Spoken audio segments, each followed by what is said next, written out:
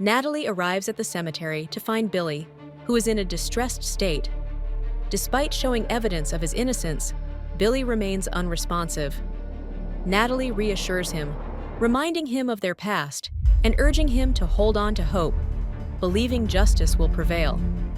Why do you think Billy is so unresponsive despite the evidence of his innocence? How does Natalie's approach to Billy show her care and determination? What impact might the revelation of Billy's innocence have on him in the future? Natalie didn't think Billy would respond. She took out her phone, opened up her internet browser, and handed the phone over to Billy. Online, Billy's loyal fans were trying to protect him. They were commenting on his strength and trying to send him warmth and good wishes. Billy's expression finally cracked a little. He looked at Natalie, but she couldn't tell what he was thinking. "We've been waiting for you to wake up. We've been waiting for your return. Do you see that?" Billy's gaze gradually focused on Natalie's face. When he saw the look of certainty and expectation in her eyes, his eyes filled with tears. He said slowly in a hoarse voice, "Why are you helping me? We just met by chance. Aren't you afraid of helping me? What if you also get involved in this scandal?" Natalie smiled and said, "What have I got to be afraid of? I'm not a celebrity.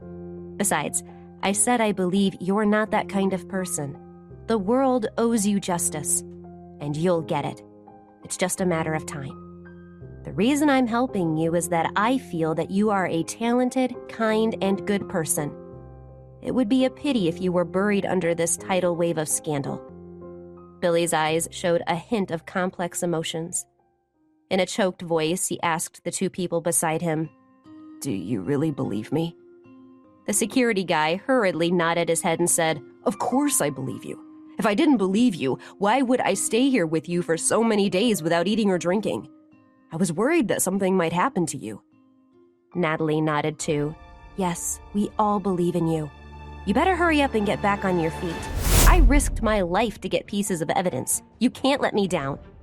Hearing their words, Billy's heart hurt so much that he couldn't breathe.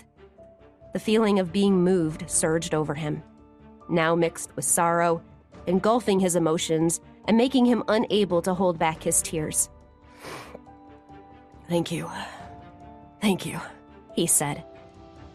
In the past few days, he had encountered all sorts of things, including his sadness, hopelessness, and grievances, but he had no way to tell them all this. The public spite being expressed online was enough to tear him into 1,000 pieces, but he hadn't dared to share the pain with anyone. Natalie looked at Billy, who was still crying. She did not go forward to comfort him because she knew he needed to release his pent-up emotions in this way. Billy suddenly turned and hugged Natalie, startling her. Out of habit, she wanted to push him away, but when she saw the tears in Billy's eyes, her heart softened. So Natalie let Billy hug her while he wept. The security man watched, dumbstruck. "Cry it out. Cry to your heart's content. You've been so sad these past few days. It's better not to hold it all in." Billy hugged Natalie and cried for a long time. Billy realized that he was still hugging Natalie, so he let her go quickly with an apologetic look on his face and said, "Sorry, Natalie. I was too emotional to realize what I was doing." Natalie smiled. After resting for a while, Billy dried his tears. Now that he had calmed down, he took a deep breath and stood up straight. He said, "Natalie, thank you for finding this evidence. I will be actively facing this matter now. When I'm done resolving things, I will definitely repay you." "It's nothing. There's no need to repay me. Didn't you help me before, after all?" "No. You've helped me so much. I must repay you." "All right, then. Just promise me that you'll win this case. I'll be waiting for you to repay me then." Billy nodded firmly. "Of course." Then he said to his security man, "Max, thank you so much for the past few days of support. Let's go back to the office and find a lawyer. I believe we'll definitely get justice now." When she got home, she opened up the news feed on her computer. She saw that Billy and his people had moved very quickly.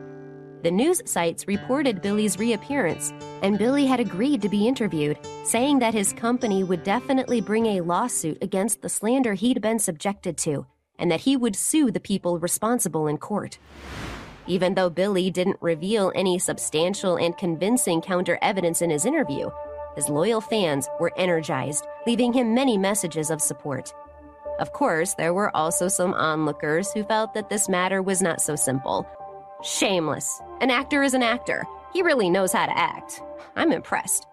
He looks like a clown. I don't believe a word he says. The positive voices and the negative voices blended into a great mass of confused opinions. Natalie was not surprised. This kind of mess was always happening on the internet. As Billy stands on the edge of his fight for justice, the world watches closely. Will he prove his innocence and silence the rumors that have haunted him for so long? Or will the tides of public opinion drown him in scandal once more? As the courtroom battle begins, questions loom.